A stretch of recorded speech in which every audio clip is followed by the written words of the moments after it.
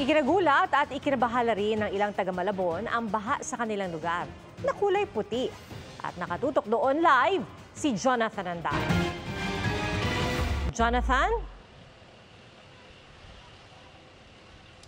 Pia, kaninang umaga pa to pero hanggang ngayon ay hindi pa rin umuhupa yung baha dito sa may palengke ng Malabon. Sa ngayon, umaambon ngayon dito, malakas ang ihip ng hangin at makulimlim ang kalangitan. Sa tala ng Malabon CDRRMO, sa 21 na barangay dito, 16 na barangay ang binaha ngayong araw, 18 inches ang pinakamalalim.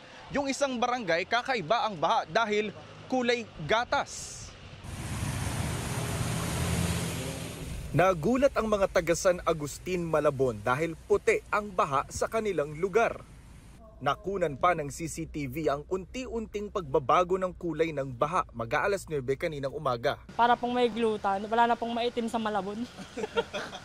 As of now, sir, wala po kaming idea kung ano pong dahilan. Hindi naman po siya mamantika, wala rin naman po, as in wala namang amoy din. First time po talaga namin encounter, as in. Makalipas ang 3 oras bandang tanghali, unti-unting nawala ang kulay puti sa baha. May mga factory kasi dyan, so paiimbestigahan po natin sa ating health department din para po malaman kung saan nagmula at kung delikado ba ito. Sa palengke naman ng Malabon, iniinda rin ng mga lumulusong sa baha ang pangangamoy nito. Ang baho po nung amoy nung baha ngayon, lagi po. Ganto po yung amoy, tapos ganto din po kadumi yung tubig.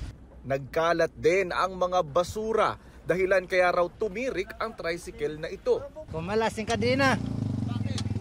Dahil sa baha, malalim masyado na sagi ko yung basura, nagasagasahan. Actually kahapon, almost 300 na sako ng basura ang nakuha namin. So medyo nagtataka nga kami bakit meron pa ring naiwan. So siguro balikan namin yan para talagang maubos. And mananawagan na rin kami sa mga nandyan na maging disiplinado kasi sila rin naman yung unang naapektuhan kapag kung saan-saan lang sila nagtatapon ng basura. Bukod sa baha, binayo rin ang Malabon ng malakas na hangin na may kasamang ulan. Pero marami pa rin ang lumabas dahil sa hanap buhay at para bumili ng pangangailangan. Medyo mababa ngayon kasi wala pang high tide. Hirap eh. Gaya ko, may edad na ako. Sa ayaw lumusong, may balsa si Kuya Jomel, 10 piso kada pasahero. Sa Navotas naman, binahari ng ilang lugar tulad ng M. Naval Street.